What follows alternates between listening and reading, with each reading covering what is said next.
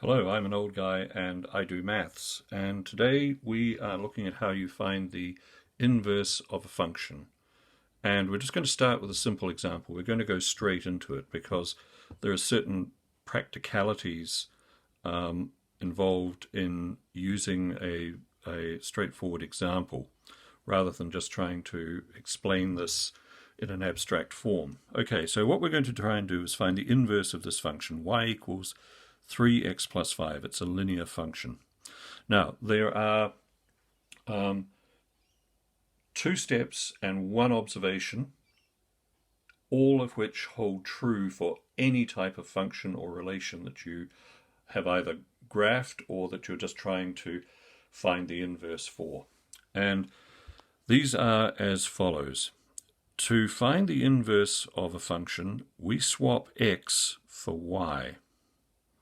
So we have this function here. The inverse of this function is actually this. And we could, although not in good conscience, stop here. This is the inverse of this. We've swapped x for y. That's theoretically all we need to do.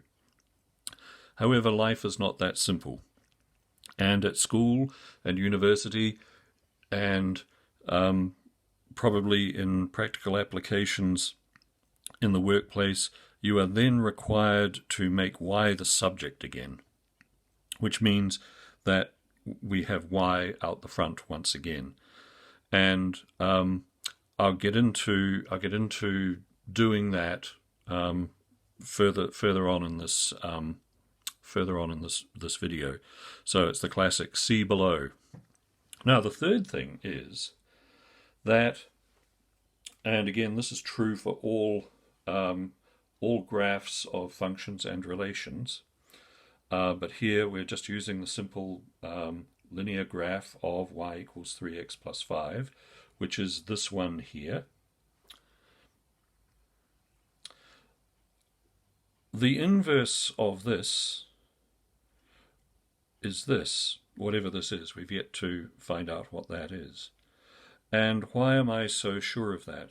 I'm so sure of that because the inverse of a function, the graph of the inverse of a function or a relation, is essentially a reflection in the line y equals x. It's as if you took a mirror and placed it here and reflected this over to here, or vice versa.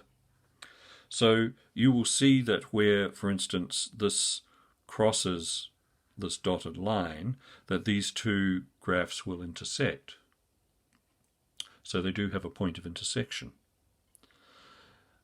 Okay, so that's the theory. Three things. Swap x for y, make y the subject. Note that the graph of the inverse will look as though it's been reflected in this line. Let's get to work on y equals 3x plus 5 and find its inverse. Y equals 3x plus 5, swap x for y, so x now equals 3y plus 5, and we're going to make this the subject. So x minus 5, subtract 5 from either side, is equal to 3y. Let's just write that round the other way, the way that you are familiar with it. So 3y equals x minus 5. That's just swapping those round. The 3 is multiplying the y here, so in order to remove it from here, we divide each side by 3, and we get y equals x minus 5 over 3. Now, this, by the way, is the inverse of that. And it is the equation of this line here. So this is x minus 5 over 3. Well, the equation of that line is y equals x minus 5 over 3.